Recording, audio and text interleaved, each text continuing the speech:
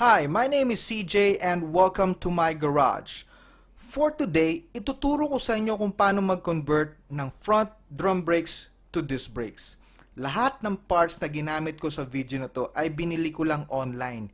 Kaya hindi ko na inaasahan na ito ay magiging plug and play pagdating sa installation. Lalong-lalo na sa pag-install ng brake caliper at rotor disc. Dito, madalas nagkakaroon ng problema na kung saan yung brake pads ay masyadong dumidikit do sa rotor disc. Dahil walang clearance, hindi nakakaikot na maayos yung gulong. Kaya panoorin nyo po ang video na to para makita nyo yung disc carting ginawa ko sa disc brakes.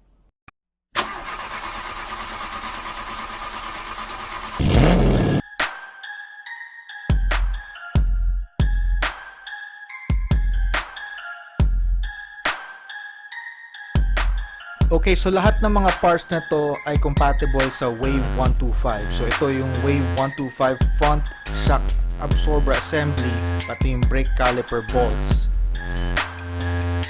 Ito naman yung brake master or brake caliper assembly na pang Wave 125 din. Sunod, yung speedometer gearbox assembly. Yan. Ito naman yung spacer at yung oil seal. Ito naman yung Wave 125 rotor disc, tsaka yung bolts or rotor bolts, disc bolts. And yung speedometer cable. Yan, pang Wave 125 din. Wheel hub. So itong wheel hub, no, kailangan kong dalhin sa, or dinala ko to sa nag-install, kaya ito na naka-install na. Gagamit din pala ako ng thread locker para sa mga tornilyo or dito sa rotor disc bolts. So, makita nyo ngayon, ayan. Okay, maglalagay ako ng medium strength removable thread locker dun sa mga rotor disc bolts. I recommend using thread locker sa mga ganitong parts na laging persado. For safety purposes na rin, para hindi basta-basta luluwag at makakalas yung mga bolts na humahawak sa rotor disc.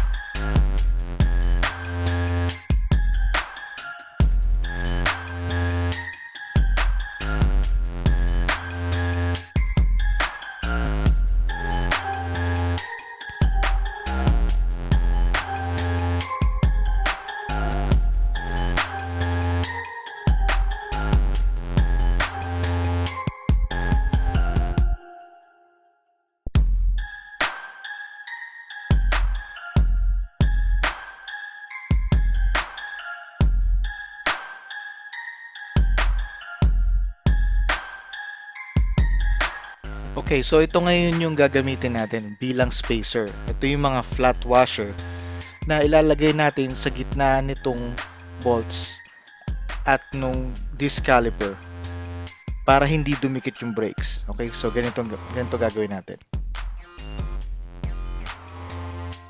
Iipit mo siya dyan. Okay, so huwag muna natin higpitan. Papakapitin lang natin ng konting tornilyo and then same process din yung gagawin natin dun sa taas. Yan, dito. Okay, so ito ulit yung flat washer. Ilalagay mo lang siya dyan sa gitna nung fork at nung metal plate na yon na humahawak sa brake caliper. Ayan. Tapos, papakapitin lang natin ng konti yung tornilyo. Yan, ay pa kumapit. Okay. Then, unti-unti natin silang higpitan. So, alternate taas. Tapos, ikot ng konti. Higpit. Tapos yung baba naman.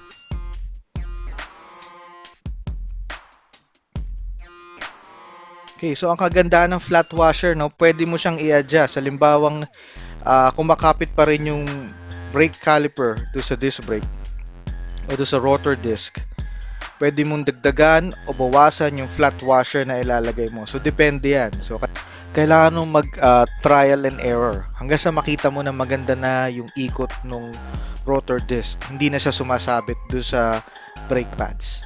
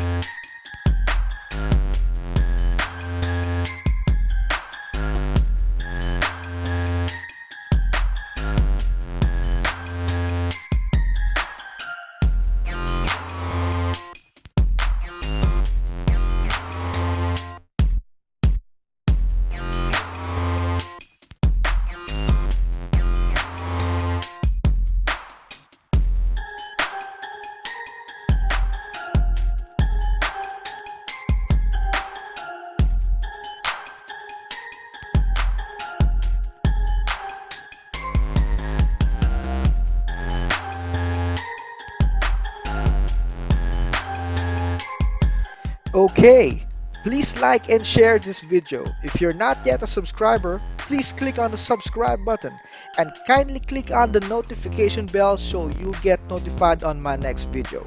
Thanks for watching.